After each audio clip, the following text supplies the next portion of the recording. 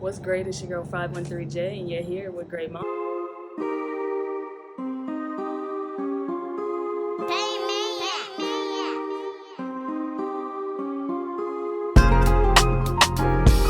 So, as the very first episode of Great Minds, being a Hamilton, Ohio native, currently a New York resident, it is very important for me to get into the deep-rooted history of hip-hop and how it all started in New York.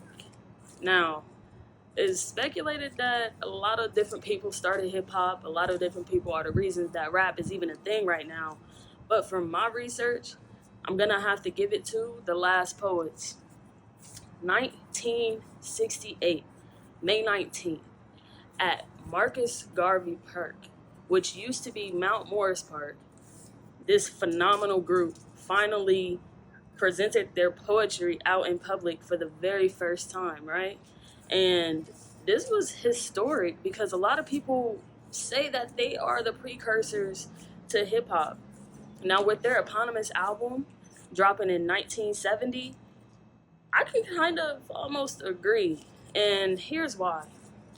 That album was filled with aggression, realness, rawness, accountability, having something to stand for, just really having a strong knowledge of self, right? And by my definition of hip-hop, they are definitely the precursors to hip-hop. Now, this is what I believe hip-hop is. Well, to me anyway.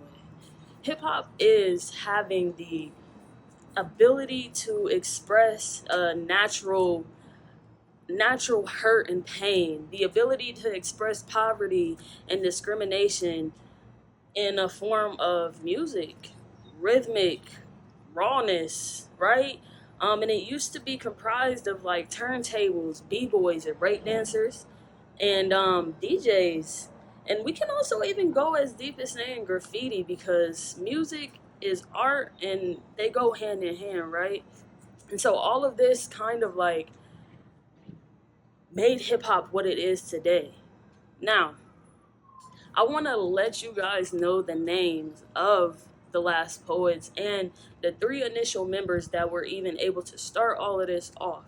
So, Abiodun Oyewale is actually a member that was born in Cincinnati, Ohio, and I had to point that out. David Nelson and Guyland Kane would join Abiodun. I want to make sure that I read everybody's name correctly because I don't want to mispronounce or disrespect anybody. This is very important to me, especially as a hip-hop artist.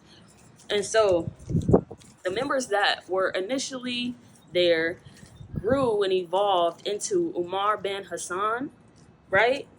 Abu Mustafa, Felipe Luciano, Jalal Nuruddin, Nalaja Obabi, and Baba Don.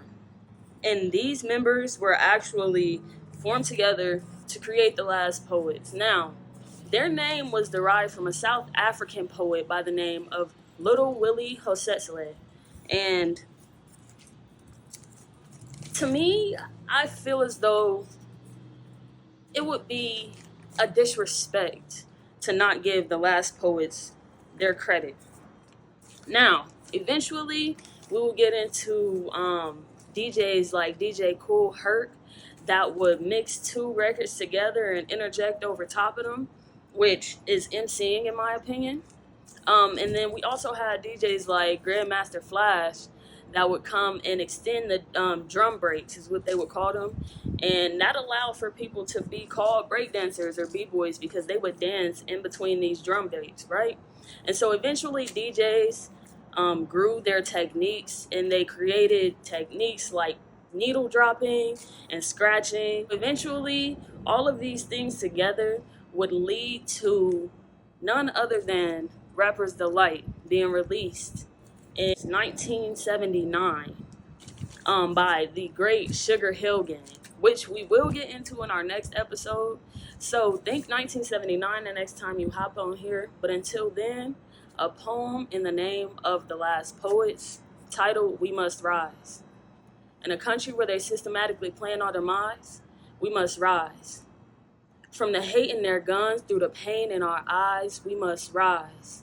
Odd how they chain us at our countrysides to make this country thrive. Through the blood on their hands and the blood we provide, we must rise, we must rise, we must rise. And until next time, y'all, stay great.